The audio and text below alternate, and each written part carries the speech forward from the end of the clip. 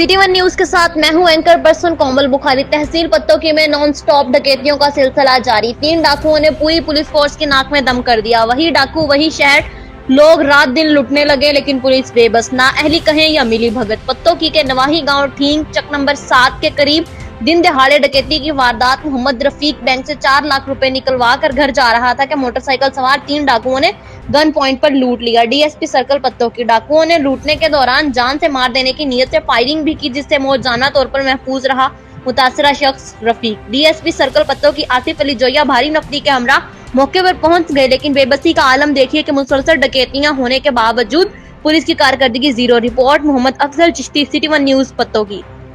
पैसे लैके आ रहा जो उतो इतने आया तो लंडे फाड़क के अगले महीने के लिए होगी 4 लाख रुपया खोलिया मोबाइल खोलिया। किन्ने बंदे सी जी? 3 बंदे 125 ते सी 125 ते सी, एक ने हेलमेट पाया ते 2 कोल पिस्टल सी।